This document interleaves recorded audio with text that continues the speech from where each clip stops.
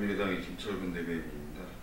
김기식 원장과 김경수 의원에 대한 브리핑하겠습니다.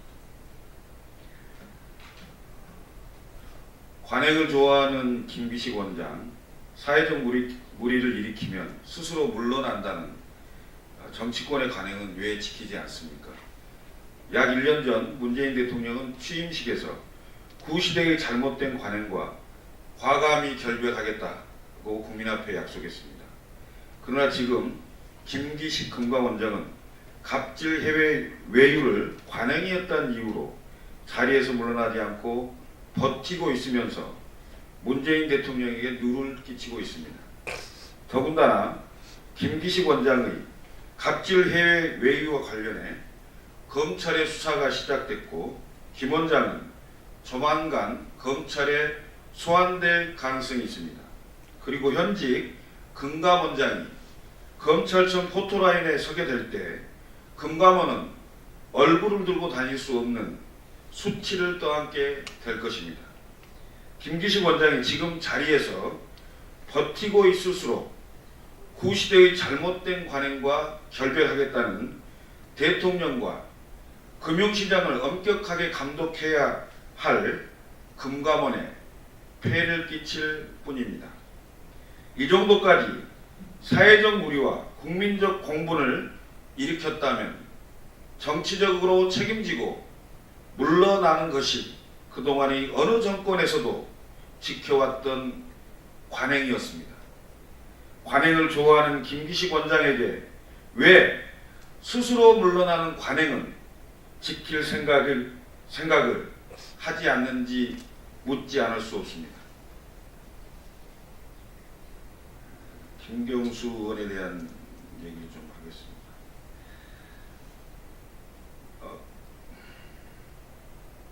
결국 특검이 필요하다는 김경수 의원의 자백이었습니다.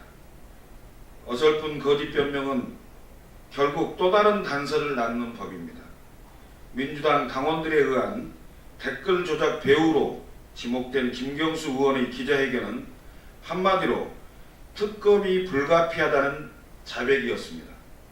특검이 불가피한 이유는 첫째, 지난 대선 때 수많은 그룹과 팀들에 의해 문재인 후보를 위한 대대적인 댓글 조작이 있었고 그것을 사전에 알고 있었음을 자백하였습니다.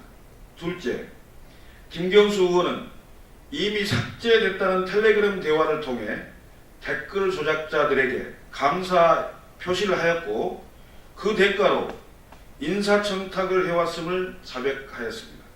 셋째, 청탁을 거절하자 현 정부에 대한 비판 댓글로 협박을 해왔으며 조작 세력의 존재와 대선 당시의 활동 사실을 거듭 자백하였습니다.